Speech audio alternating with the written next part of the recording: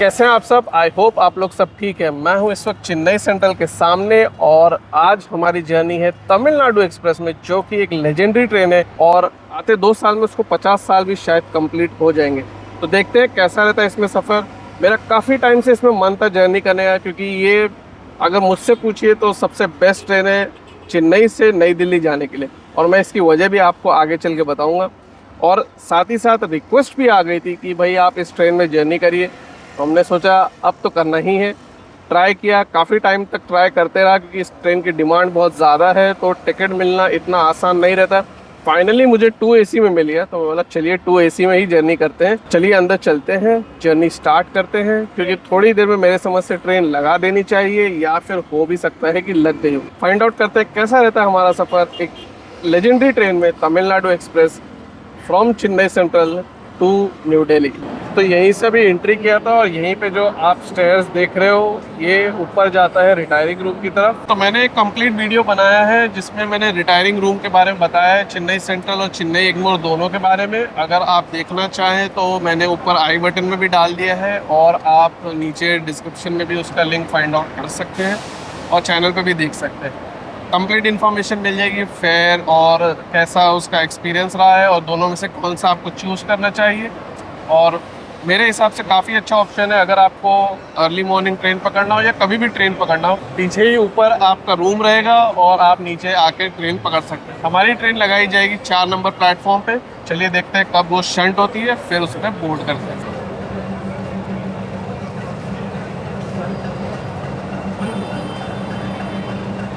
सिर्फ 15 मिनट बचे और ट्रेन शंट करी जा रही है। एक्चुअली 20 मिनट के आसपास बचा है, तो 9:40 के बाद शंट हुई है। और आप देख सकते हो क्राउड तो ज़बरदस्त है। और अभी हमारा कोच यहीं पे आसपास ही होना चाहिए, क्योंकि मेरा कोच है A1। तो अगर आप स्लीपर में ट्रैवल कर रहे हैं तो आप ये ध्यान रखें कि आपको आगे काफ़ी हद तक जाना पड़ेगा। और स्लीपर के कोचेज़ भी ज़्यादा नहीं है, सिर्फ 5 कोचेज़ हैं भाई। ये तो एक मसला हर ट्रेन के साथ ऑलमोस्ट होते ही जा रहा है कि स्लीपर के कोचेस तो कम हो रहे हैं। चलिए ट्रेन अभी रुकती है तो बोर्ड करते हैं। सब लोग सेटल डाउन हो गए हैं, तो चलिए अंदर चलते हैं और अपनी सीट पे चलते हैं, जो कि है 11 नंबर।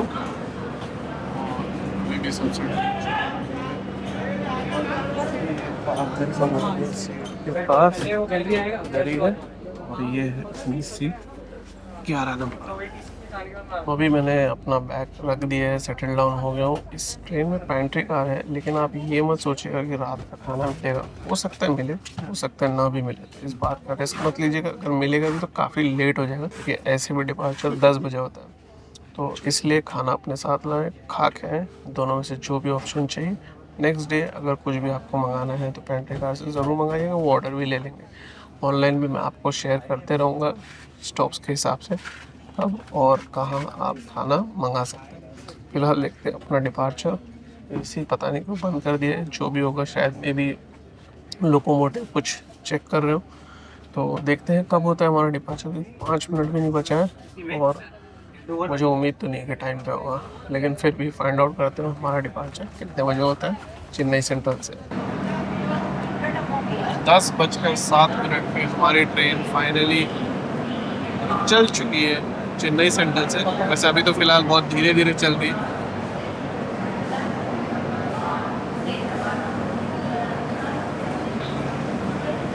और अभी हमारी ट्रेन थोड़ा अच्छा स्पीड ले ली, और सामने जो ट्रेन है वो है चेन्नई सेंट्रल कोदी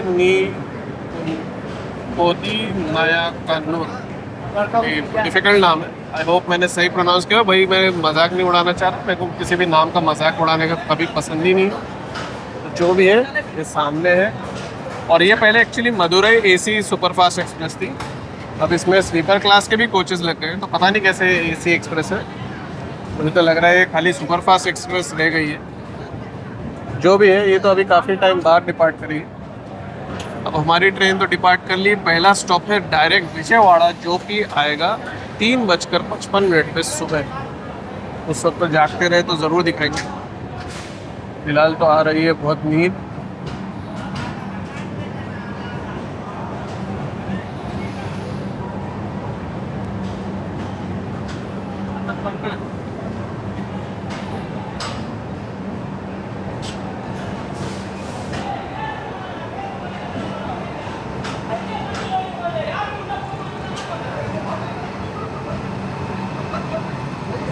और ये जो ट्रेन का लोगो है ये है 37560 WP7 जो कि है बेंगलुरु मेल का। इस पर भी मैंने जर्नी की है, वीडियो ऑलरेडी चैनल पे है।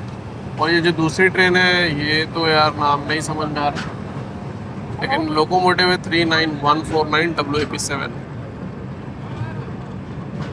ट्रेन का रन तो काफ़ी बढ़िया है और अभी बेडिंग दे दिया है। तो मैं आपको बता दूं एक इंटरेस्टिंग बात कि सदर्न रेलवे ने डायरेक्टली पैकेट पे लिखा है कि इसमें सिर्फ 2 बेडशीट है, हैंड टूल के बारे में मेंशन ही नहीं किया है। तो ये काफ़ी एक इंटरेस्टिंग चेंज है। मुझे ऐसा लग रहा है कि किसी ज़माने में कहीं हैंड टॉवल बंद ही ना कर दे, क्योंकि इसकी चिक पिक बहुत होती है। खासतौर से कोच अटेंडेंट बहुत परेशान होते हैं जब उनको रिटर्न में उतनी हैंड टॉवल वापस नहीं आती। तो ये कुछ बात है जो कि हमें भी सोचना चाहिए, अगर हमें मिली है तो उसे वापस लौटा दें।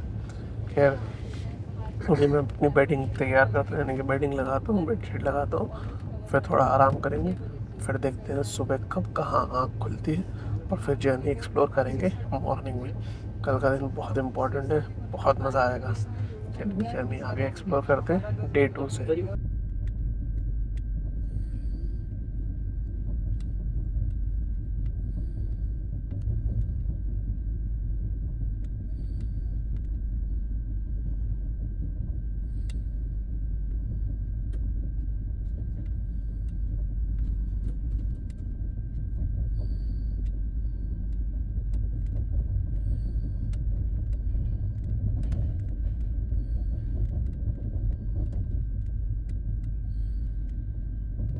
सो वेरी गुड मॉर्निंग। और हमारी ट्रेन खम्मम से चल दी है। एक्चुअली यहाँ पे आधा घंटा से आसपास लेट है हमारा अराइवल। तो एक्चुअली और पहले हो जाना चाहिए था, शायद कोई भी काम या ये सब चल रहा था इसलिए हुआ है।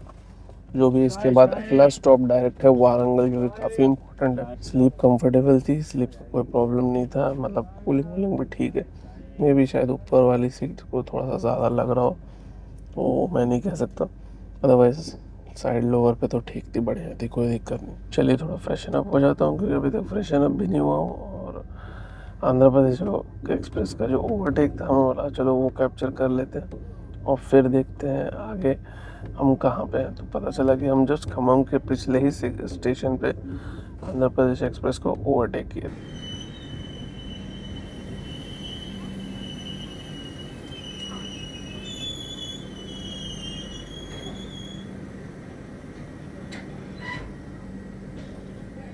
तो अभी हमारी ट्रेन ऑलमोस्ट 7:30 बजे वारंगल पहुंची, 7:20 के आसपास, और अब चल भी दी है।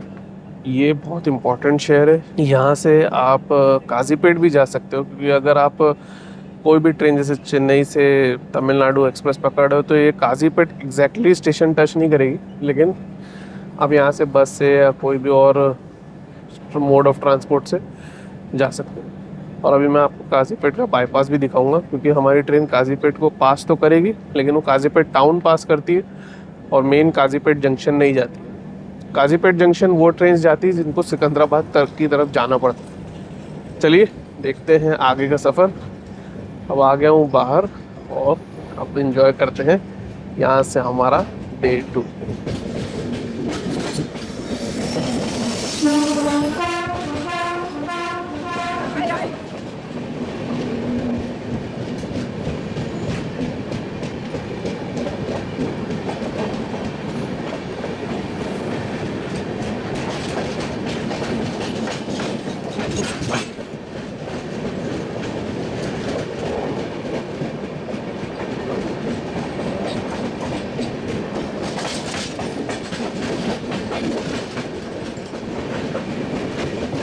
ये है काजीपेट जंक्शन का बाईपास, यानी कि यहाँ से ट्रेन जिसको भी आगे उस तरफ जाना है वो सिकंदराबाद की तरफ चली जाती हैं, और अगर नागपुर की तरफ बल्लर शाह की तरफ जाना है तो जैसे हमारी ट्रेन जा रही है वो वैसे ही जाएगी। फिर मैं आपको वो भी लाइन दिखाता हूँ जो काजीपेट से आती है और बल्लर शाह की तरफ जाती है, जो कि कोई भी ट्रेन जैसे कि बेंगलुरु राजधानी तेलंगाना एक्सप्रेस वो यूज़ करती है।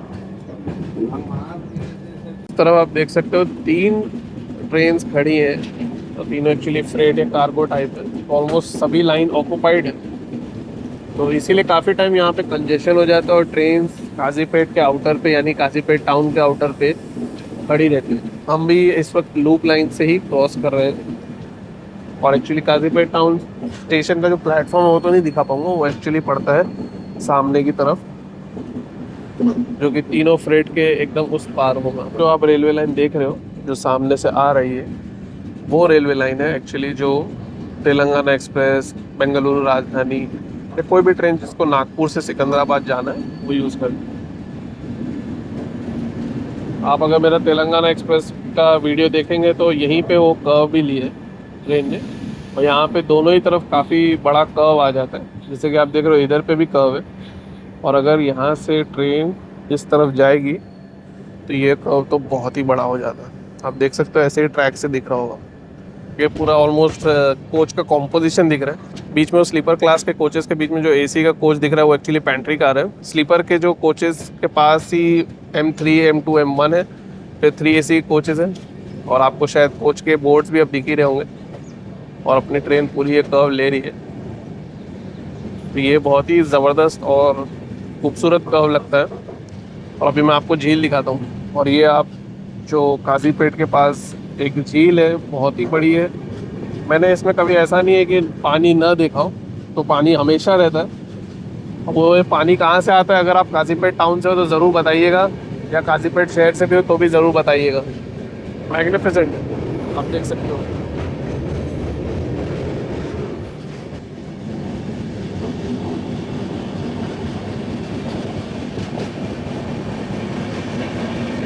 अभी मैं अपनी सीट पे आ गया था, मैं सोचा थोड़ा नाश्ता कर लेता हूँ। मैंने खुद का ही नाश्ता लाया था, लेकिन अगर आपने खुद का नाश्ता नहीं लाया है तो भी आपको दिक्कत नहीं होगी। पेंट्री कार वाले नाश्ता दे रहे हैं और वो बहुत जल्दी शुरू हो गए थे नाश्ता सेल आउट करना।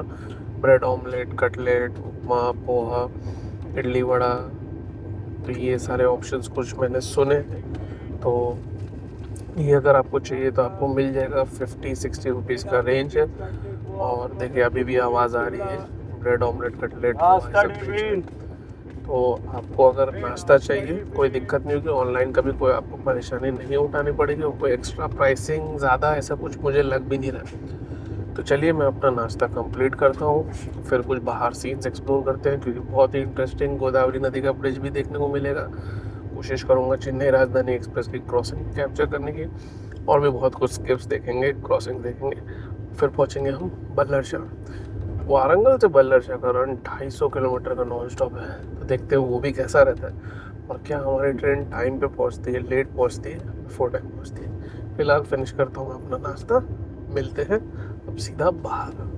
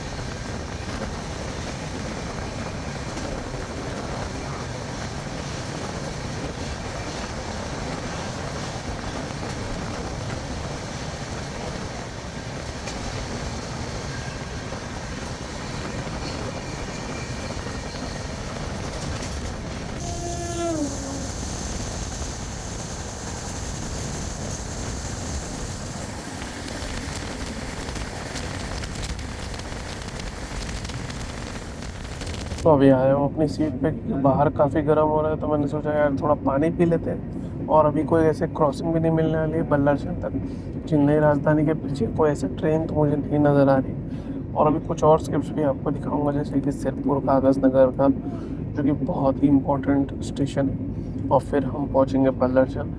बल्लर शाह से पहले वर्धा नदी का भी ब्रिज आता है, जो कि बहुत ही खूबसूरत और बड़ा है। चलिए वो भी इंजॉय करेंगे, फिर देखते हैं कब पहुंचते हैं हम बल्लर शाह। मुझे उम्मीद तो है कि अगर ट्रेन इसी तरह से चलती है तो टाइम पे ही पहुंचेगी, तो वो भी फाइंड आउट करते हैं कब हम पहुंचते हैं बल्लर शाह।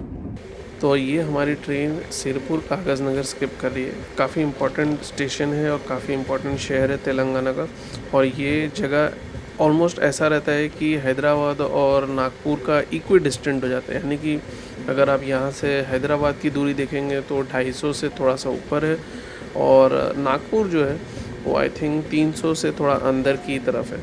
तो प्रीटी मच इक्वल डिस्टेंस हो जाता है। और अभी थोड़ी देर बाद सिरपुर टाउन स्टेशन आएगा, जो कि फाइनल स्टेशन है हमारा तेलंगाना में। तो आप जोग्राफिकली भी समझेंगे तो आपको पता चल जाएगा कि इस वक्त हम तेलंगाना के उत्तर दिशा में, तो ये नॉर्थ पार्ट ऑफ तेलंगाना हम क्रॉस कर रहे हैं, और अभी थोड़ी देर में महाराष्ट्र शुरू हो जाएगा। अब ये शहर की खासियत ये है कि यहाँ पे पेपर मिल है, जो आई थिंक स्टेशन के एंड के बाद मैं आपको दिखाने की कोशिश करूँगा। और वो पेपर मिल से यहाँ के लोगों का रेवेन्यू बहुत इम्पॉर्टेंट था, और वो काफ़ी टाइम तक चली, बीच में शायद बंद भी हो गई थी। लेकिन कागज़ नगर इसीलिए इसका नाम भी पड़ गया, क्योंकि कागज़ आप जानते हैं पेपर को कहा जाता है, और नगर यानी कि टाउन होता है। तो इसीलिए इस जगह का नाम उस तरह से फेमस भी हो गया, और यहाँ काफ़ी ट्रेन्स रुकती भी है। तो अभी इस स्टेशन का स्किप तो ऑलमोस्ट कंप्लीट हो गया। अब मैं जूम करके आपको दिखाता हूँ पेपर मिल जो दिखती है ट्रेन से ही, अगर आप ऑन बोर्ड देखेंगे तो।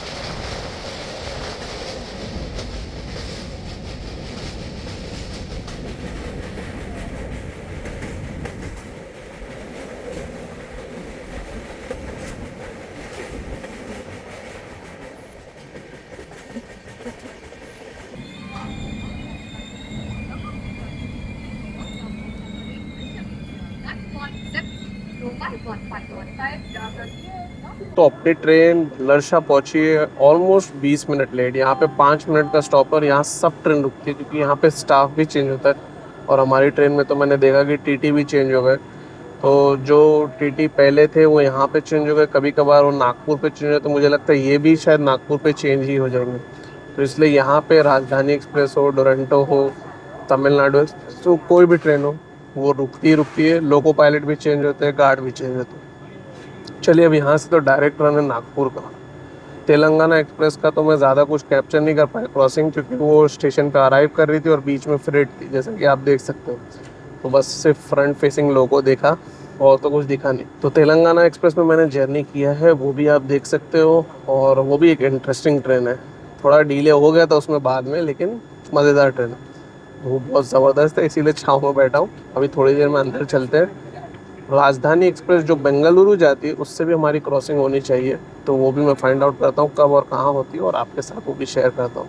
सेवाग्राम का कर्व भी बहुत खूबसूरत रहता है, वो भी आपको ज़रूर दिखाऊंगा। आई होप आपको वर्धा ब्रिज जो दिखाया है वो पसंद आया हो। कोई कमेंट हो, कोई सजेशन हो, तो कमेंट सेक्शन में ज़रूर बताइए। चलिए अब उधर चलते हैं और देखते हैं हमारा डिपार्चर कब होता है बल्लर शाह से। तो ट्रेन जब बल्लर शाह से चली तो पता नहीं क्यों फिर से रुक गई। फाइनली 11:05 पे, जैसा कि आपको दिखा, ट्रेन चल दी है बल्लर शाह से, और डीले अभी थोड़ा और 5 मिनट का बढ़ गया। लेकिन यहाँ से नागपुर का जो रन है वो नॉन स्टॉप है ऑफिशियली, और टाइम अच्छा खासा दिया है। यानी कि हम 11 बजे छूटे हैं और 2 बजे ऑलमोस्ट हमें नागपुर पहुँचना है। तो 3 घंटे का समय है। मेरे समझ से ट्रेन पहुंच सकती है टाइम पे, लेकिन डिपेंड करता है कि कितनी रुकावट होती है। अगर रुकावट नहीं हुई तब फिर कोई दिक्कत नहीं रहेगा 2 बजे पहुंचने में। बल्लर शाह एक वजह से बहुत इम्पोर्टेंट है, क्योंकि यहाँ पे काफ़ी सारी फैक्ट्री भी है, और मेनली पावर प्लांट है जो चंद्रापुर में है। और वो पावर प्लांट और चंद्रापुर बल्लर शाह से ज़्यादा दूर नहीं। काफ़ी ट्रेन तो चंद्रापुर भी रुकती है, जैसे कि तेलंगाना एक्सप्रेस और ग्रैंड ट्रंक एक्सप्रेस, और भी बहुत सारी रुकती है।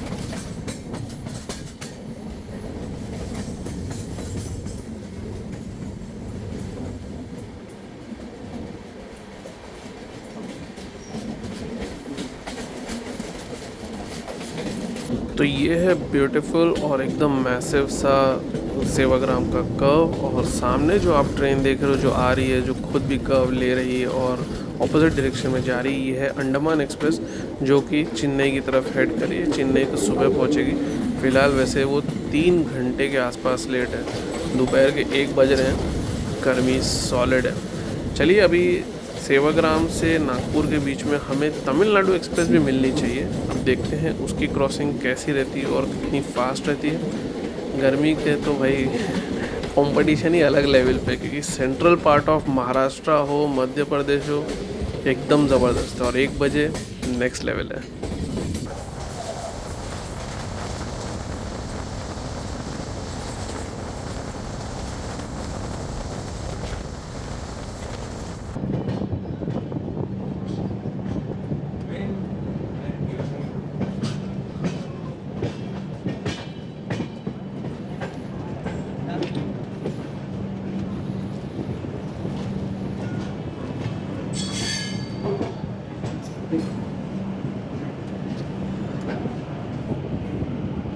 दिख रहा था नाम।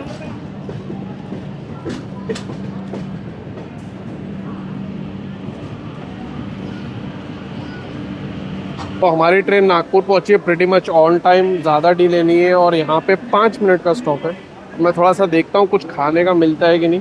खाना मतलब मुझे स्नैक्स या ऐसे कुछ आइटम्स देखने, अगर कुछ मिलेगा तो मैं ले लूँगा, क्योंकि यहाँ स्टॉल्स काफ़ी है। ऑनलाइन बुकिंग भी आप कर सकते हो और आपको खाना मिल जाएगा अगर आपने ऑनलाइन भी बुक किया है तो। ऑप्शन भी काफ़ी अच्छे हैं, मैंने चेकआउट किया था, तो आप कोई भी ऑप्शन से मंगा सकते हो।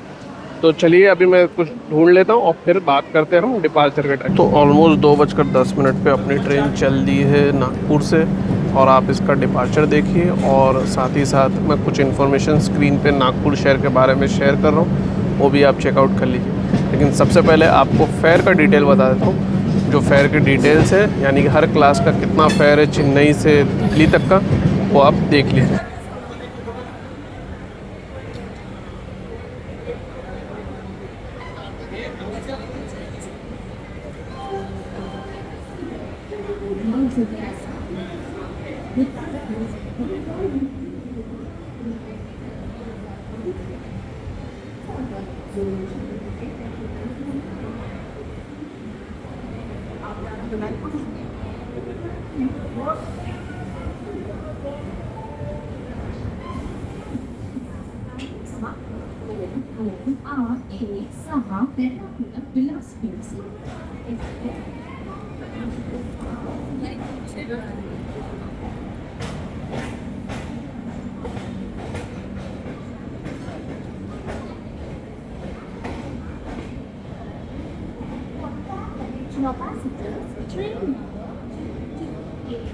ये लाइन यहाँ पे ही जो आगे का हिस्सा है, वहाँ पे डायमंड क्रॉसिंग है, जो कि बहुत ही फेमस है।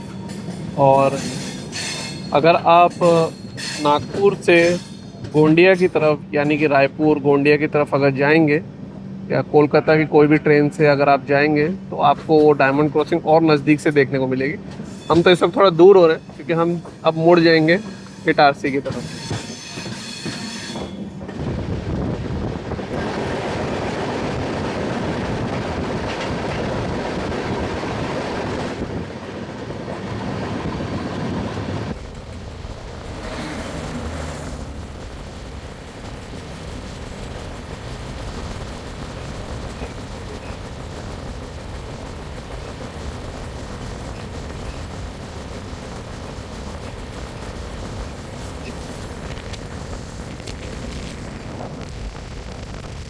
तो अभी मैं आ गया हूँ अपनी सीट पे, और अब सोच रहा हूँ कि खाना खा लेते, क्योंकि 2 बजे के भी ऊपर हो गए और मौसम बहुत बढ़िया हो गए। जब से वो हम सफ़र की क्रॉसिंग दिखाया आपको, उसके बाद पता नहीं कैसे मौसम बिल्कुल चेंज हो गया, लेकिन हवा अभी भी बाहर गर्म है। खैर उसका कोई दिक्कत नहीं, बारिश हो गई तो मज़ा आ जाएगा, देखते हैं होती है कि नहीं। फ़िलहाल एक काम करते हैं, खाना खाते हैं फिर एक्सप्लोर करते हैं बाहर। ऐसा लग रहा है थोड़ी बहुत बूंदें पड़ रही है, पता नहीं बारिश की है कौन सी, जो भी है फटाफट खाना फिनिश करता हूँ फिर एंजॉय करते हैं बाहर। अभी हमारी ट्रेन यहाँ पे रुकी है क्योंकि यहाँ पे अभी हमारे पीछे बैंकर अटैच होगा और फिर हमारी ट्रेन चलेगी।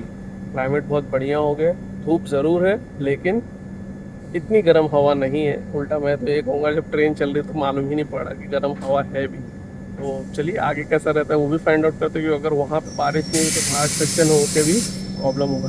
पहले मैं आपको दिखाता हूँ कैसे बैंकर अटैच हो रहा है, मतलब लाइन से चेंज करके हमारी ट्रेन के पीछे जा रहा है। ये WAG9 लोकोमोटिव आप देख रहे हो, ये अभी जाके हमारे ट्रेन के पीछे लगेगा, क्योंकि अब हम थोड़ी देर बाद घाट सेक्शन चढ़ेंगे। देख सकते हो वो ट्रैक चेंज करके अंदर हमारी लाइन के पीछे गए। मैं उतरूंगा नहीं क्योंकि अगर किसी ने डोर बंद कर दिया तो यहाँ प्लेटफॉर्म भी नहीं है। तो हमारी ट्रेन के पीछे बैंकर्स अटैच हो गया और फाइनली हम चल दिए। ये जगह एक्चुअली टी गांव है जो स्टेशन का नाम है। अब देखते हैं आगे हमारा घाट सेक्शन कैसा रहता है।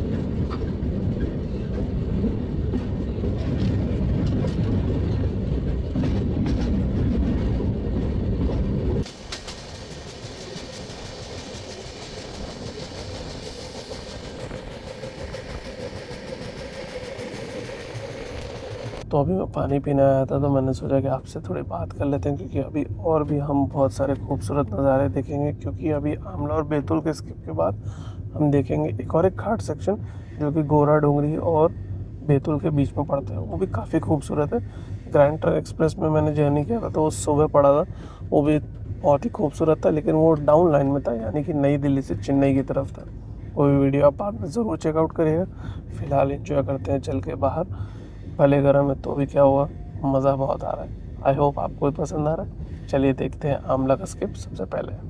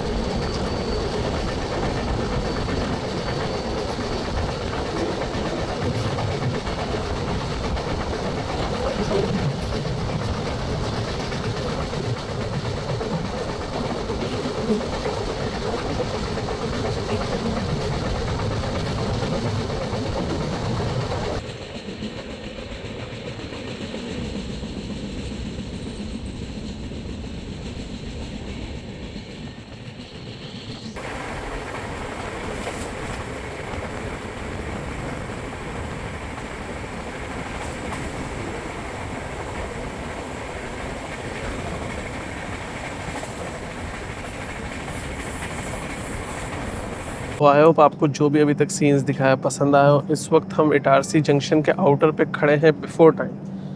तो ये जो आउटर पे बाहर जब खड़ा कर देते हैं जब ट्रेन बिफोर टाइम आती है तो ज़्यादातर ऐसा हो जाता है कि ट्रेन लेट ही पहुंचती है।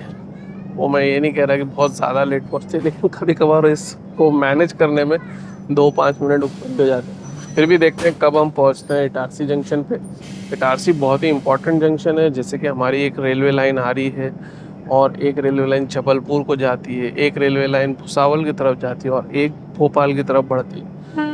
तो इस शहर की भी अहमियत रेलवे से ही बहुत ज़्यादा जानी पहचानी गई थी। और ऐसा कहा जाता है कि इटारसी में जो पॉपुलेशन है यानी कि जो आबादी है वो ज़्यादातर रेलवे से डायरेक्टली या इनडायरेक्टली लिंक्ड है। अगर आप इटारसी से हैं तो मुझे ज़रूर बताइए कमेंट सेक्शन से कि वाकई ये सही बात है या नहीं, या कोई और भी चीज़ें यहाँ पे फेमस है या प्रसिद्ध है। चलिए देखते हैं कब पहुँचते हैं हम इटारसी। मुझे कमेंट सेक्शन से एक और बात बताइएगा कि आपको अभी तक जो मैंने सीन्स दिखाए कैसे लगे। काफ़ी टफ था लेना, क्योंकि गर्मी जब मध्य प्रदेश में रहती है ऐसा उसका एहसास अलग ही रहता है। मैं मध्य प्रदेश में काफ़ी रहा हूँ तो इसलिए मुझे पता है, अगर ठंडी है तो बहुत मज़ेदार क्लाइमेट रहता है, लेकिन अगर गर्मी का मौसम है और अगर बारिश का भी मौसम है लेकिन बारिश नहीं हो रही है तो एक अलग ही एहसास रहता है। चलिए अब तो वैसे थोड़ी देर में हो जाएगा सनसेट। मैं चाह रहा हूँ ट्रेन इटारसी टाइम पे पहुँच के टाइम पे छूट जाए, ताकि मैं आपको जो बुदनी घाट है जो इटारसी और भोपाल के बीच में पड़ता है वो दिखा सकूँ। क्योंकि अगर ये थोड़ा सा भी लेट हो गई तो भले गर्मी का मौसम होने के बावजूद मैं आपको इटारसी के बाद का जो घाट सेक्शन है वो उतने अच्छे से नहीं दिखा पाऊँगा। देखते हैं कैसा रहता है। पहले देखते हैं हमारा अराइवल इटारसी पे। एक्सट्रीम राइट में वो कौन सी ट्रेन है वो तो नहीं मुझे पता। उसके बगल में जिस पे एक्स दिख रहा है वो तो एलटीटी गोरखपुर सुपरफास्ट एक्सप्रेस है, और ये जो बगल में वाइट लोकोमोटिव के साथ है वो Danapur Bengaluru special fat special है, जो कि काफ़ी ज़्यादा लेट है। असली लोकल J7 और ये जो दूसरा लोकोमोटिव है ये है 3765। तो 6:41 पर हम इटारसी जंक्शन से चले हैं। इस प्लेटफॉर्म पे ज़्यादा सामान के स्टॉल्स तो मुझे नहीं दिखे। है ऐसा मैं नहीं कह रहा कि नहीं है, लेकिन मेरा कोच शायद पीछे तो इसलिए मुझे ज़्यादा दिखा नहीं। मैंने अंडा लिया था, लेकिन अभी मैं अंदर जाके ट्राई करूँगा, फिर मैं आपको लेटर ऑन बता दूँगा कि वो कैसा था। 40 रुपये में दिया था, ये थोड़ा अजीब था। खैर यहाँ से एक्शन ज़बरदस्त रहना चाहिए। शाम भले हो गई है, अगर ठंडी का मौसम रहता तो अंधेरा भी हो जाता। क्या गर्मी है तो इसका फ़ायदा उठाते हैं। देखते हैं बुदनी घाट का सेक्शन कैसा रहता है और रन हमारा भोपाल तक कैसा रहता है।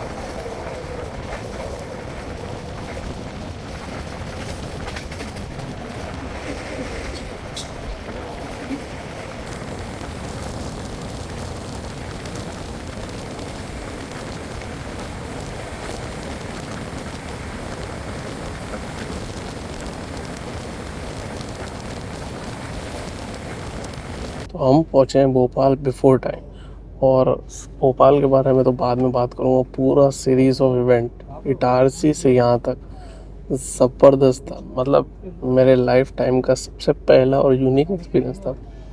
सबसे पहली चीज़ तो ये यूनिक हुई कि जब मैं अंडा ले रहा था, ऑमलेट बोलना चाहिए वैसे वो, लेकिन अंडा जैसे ही था, लेकिन ठीक है उसने अच्छे से पका दिया था। लेकिन पता नहीं क्या, मुझे प्लेटफॉर्म नंबर 3 पे जो मिला था मंगला लक्षद्वीप में वो बेहतर था।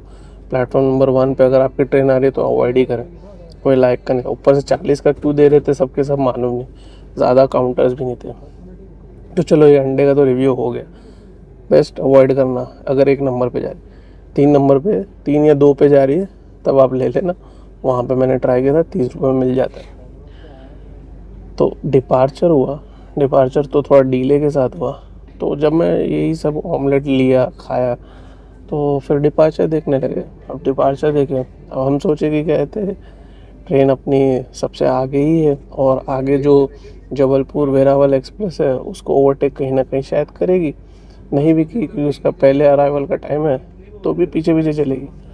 इतना मुझे मालूम था कि 3rd लाइन कमीशन हो चुकी है, यानी कि वो वर्किंग में आ चुकी है, जो इटारसी से भोपाल के बीच में। तो मैं बोला यार देखते क्या रहता है। अब सबसे पहली चीज़ देखा स्टेटस कि आंध्र प्रदेश एक्सप्रेस का है, तो ये पता चला कि वो पावरखेड़ा पहुंच गई। तो मैं बोला यार अपनी ट्रेन तो अभी डिपार्ट की, तो पावरखेड़ा कब पहुंच गई। तो बोला यार अच्छा है यार, अपना ओवरटेक मिस हो गया अंडे के चक्कर में। लेकिन इंटरेस्टिंग बात ये थी कि जैसा कि आपने देखा ट्रेन को हमने फिर ओवरटेक किया। तो ये पहली बार देख रहा हूँ, एक ट्रेन ओवरटेक होती है, फिर वो हमें ओवरटेक करती है, फिर हम उसे ओवरटेक करते हैं और अभी फिर वो हमें ओवरटेक करेगी। भाई ये होता है टाइम टेबल का कमाल, कब अपडेट होगा कब चेंज करेंगे पता नहीं। खैर कहानी यहीं पे ख़त्म नहीं हुई थी। इसके बाद नेक्स्ट मैंने देखा कि अब वो 3rd लाइन कमीशन हो चुकी है, तो इंटरेस्टिंग रहेगा। तो चलिए घाट सेक्शन कवर करते, क्योंकि मेरा फोकस उसी पे था।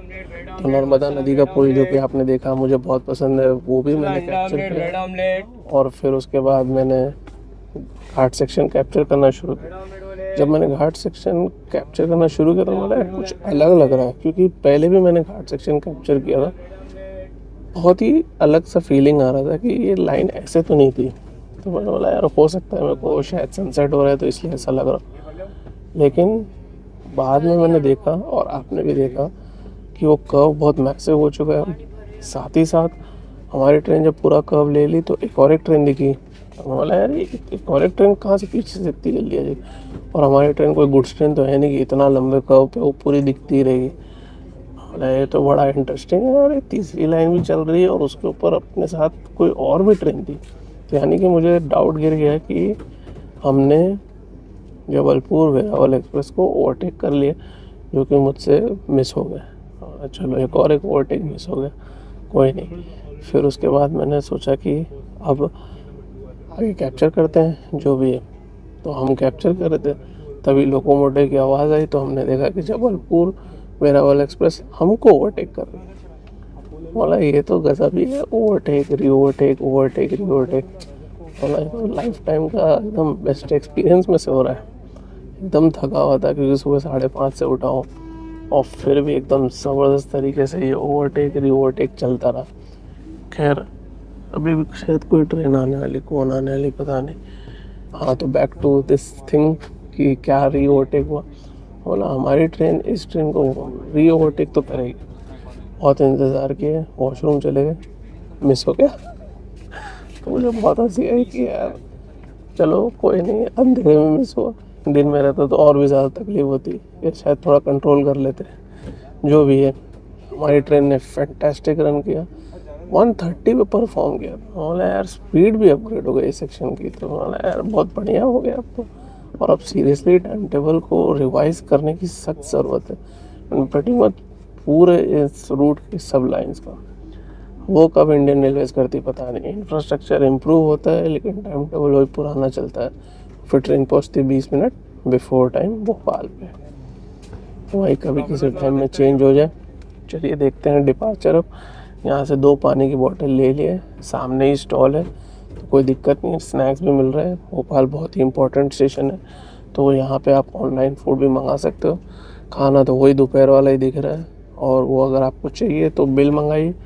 मैं तो कुछ भी नहीं मंगा रहा हूँ क्योंकि मेरा तो 2 ऑमलेट में ही फुल हो गए। थोड़ा लाइट रखेंगे, आराम से सो जाएंगे, लेकिन अभी सोऊंगा नहीं, अभी थोड़ा सा इंतज़ार करूँगा। जब तक जागता रहा ये कोशिश करूँगा कि ये चेक करने का कि आंध्र प्रदेश एक्सप्रेस हमें ओवरटेक करती कि नहीं। वैसे वो थोड़ा सा पिट गई।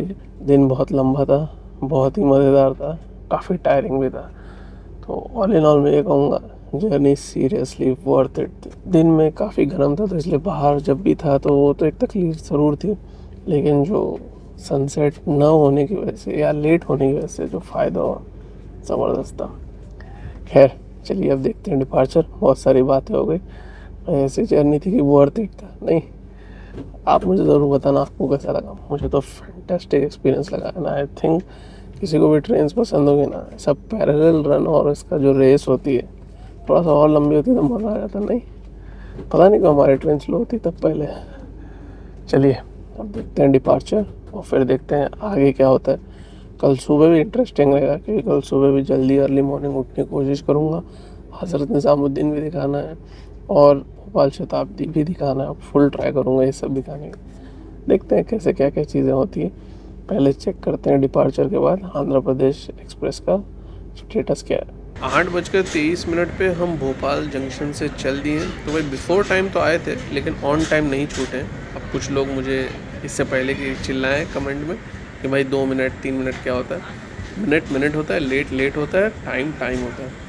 खैर जो भी है, सबका अपना अपना नज़रिया, आप भी आपका नज़रिया पेश कर सकते हैं। मुझे ऐसा उम्मीद है कि अभी मैं थोड़ा जूम करने की कोशिश करता हूँ। मुझे दिख रही है वंदे भारत एक्सप्रेस जो नागपुर से इंदौर जाना। आप अगर ध्यान से देखोगे तो फार एंड पे जो एक लाइट जल रही है वो नागपुर इंदौर वंदे भारत एक्सप्रेस की। चलिए देखते हैं आगे का सफ़र हमारा कैसा रहता है। नींद ज़बरदस्त आ रही, फिर भी देखते हैं कैसा रहता है सफ़र। So very good morning. और कल रात को अचानक से विदिशा के बाद कब आँख लग गई पता ही नहीं चला। बीच में एक बार उठा तो फुल एकदम रात का अंधेरा था और ट्रेन अच्छी स्पीड पे चल रही थी। टाइम देखा तो ऑलमोस्ट 2 बज रहे थे, तो मैं बोला आप सो ही जाते हैं और सुबह बात करते हैं। तो ये थोड़ा एंटी क्लाइमेक्स टाइप हो गया। शायद आई थिंक मैं बहुत ज़्यादा थक गया था जो भी था। मॉर्निंग इस वक्त बहुत अच्छी है और हम इस वक्त दिल्ली के बहुत ही पास हैं। हम अभी थोड़ी देर पहले बल्लभगढ़ स्किप किए थे। जब मैं उठा था तो फ्रेशिंग अप हो गया और ट्रेन की पंक्चुअलिटी बोलूँ तो प्रीटी मच ऑन टाइम। अब हाँ, इस तरह से स्लो चलती रही तो पता नहीं कब पहुँचेंगे, लेकिन देखते हैं आगे कौन कौन सी क्रॉसिंग्स मिलती है। क्योंकि सुबह के टाइम नई दिल्ली हो या हज़रत निज़ामुद्दीन रेलवे स्टेशन हो, ट्रेन बहुत सारी छूटती हैं। तो चलिए फाइंड आउट करते हैं कैसा रहता है हमारा आगे का छोटा सा बचा हुआ सफ़र। कोशिश यही रहेगी कि मैं आपको भोपाल शताब्दी का रन दिखा सकूँ, जो वो जब क्रॉस करती है तो बहुत फास्ट स्पीड पे करती है जनरली, और यहाँ पे तो 160 किलोमीटर पर आवर परमिटेड है। चलिए देखते हैं किस स्पीड पे कहाँ पे कैसे मुलाकात होती है।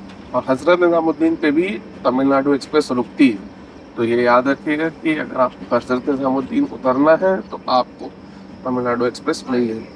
लेकिन बोर्ड करते टाइम आपको हज़रत निज़ामुद्दीन से बोर्ड करने को नहीं मिलेगा, क्योंकि वो नई न्यू दिल्ली से चालू होती है तो डायरेक्ट आगरा का एंड रुकती है।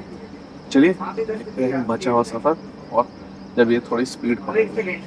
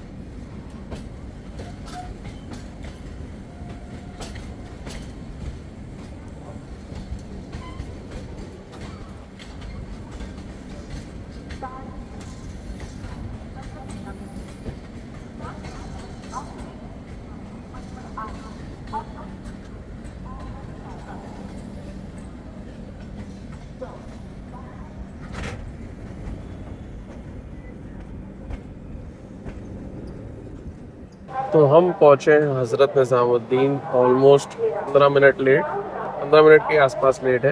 और वो लेट होता नहीं, लेकिन भाई बहुत सारी ट्रैफिक थी और सामने गोवा एक्सप्रेस है जिसको बिफोर टाइम ही अराइव करा दिए। खैर वो भी ठीक है, ट्रैक पर रख के क्या फ़ायदा। और अभी यहाँ से डायरेक्ट रन है न्यू दिल्ली का। चलिए अब मैं बैग वैग ले आता हूँ बाहर, क्योंकि भोपाल शताब्दी तो कैप्चर हो गई है, वंदे भारत भी हो गई है और मडगांव राजधानी भी हो गई। अब देखते हैं कि कोई अगर कानपुर साइड से ट्रेन आती है और उसके साथ हमारा कोई पैरेलल एक्शन होता है कि नहीं, और नहीं तो पहुंचते हैं न्यू दिल्ली पे और इस जर्नी को कंप्लीट करते हैं। बहुत ही मज़ेदार जर्नी थी। आई होप आपको भी पसंद आया। कुछ भी सवाल हो, कोई भी सजेशन हो, कोई भी फीडबैक हो तो कमेंट सेक्शन से ज़रूर दीजिएगा। चलिए देखते हैं आगे जो छोटा सा सफ़र है हमारा हज़रत निज़ामुद्दीन से न्यू दिल्ली तक तमिलनाडु एक्सप्रेस में। तो जैसा कि एक्सपेक्टेड था, आप सामने देख सकते हो वो है कानपुर गाज़ियाबाद से आने वाली लाइन, और वो सामने जो शताब्दी एक्सप्रेस जा रही है वो नो डाउट मुझे लग रहा है न्यू दिल्ली काठगोदाम शताब्दी एक्सप्रेस है। ये सामने जो ट्रेन है जो हमारे साथ पैरेलल जा रही है और आगे ही जा रही है, ये तो बिहार संपर्क क्रांति एक्सप्रेस है। खैर हम शायद इसे आगे ओवरटेक भी कर लें, क्योंकि कौन पहले न्यू दिल्ली पे इंटर करता है, साथ में इंटर करता है, ये तो भाई कंट्रोलर के भरोसे रहता है। देखते हैं कैसा रहता है छोटा सा बचा हुआ सफ़र। तो एज़ एक्सपेक्टेड हम बहुत ही कॉशियसली बिहार संपर्क क्रांति एक्सप्रेस को फाइनली ओवरटेक करें या हमें आगे जाने का क्लियरेंस मिल गया और WAP7 पे शौर्य TMT का ऐड लगा हुआ है। चलिए देखते हैं हमारा न्यू दिल्ली पे अराइवल। न्यू दिल्ली बहुत ही बिजी रहता है, देखते हैं कौन कौन सी ट्रेन वहाँ तक दिखती है या वहाँ पे दिखती है। वहाँ भी एक शताब्दी एक्सप्रेस खड़ी है, इनको शताब्दी एक्सप्रेस ही है। और ये तो तीनों चारों ट्रेनें जो हैं ये आई हैं, इधर पे भी आप देख सकते हो आई है, और ये भी एक आई है, ये भी एक आई है, हमारी भी आई है, और वो एक और के बीच में आई है, यानी कि 1 2 3 4 और अब ये 5वीं ट्रेनें जो है। और वो है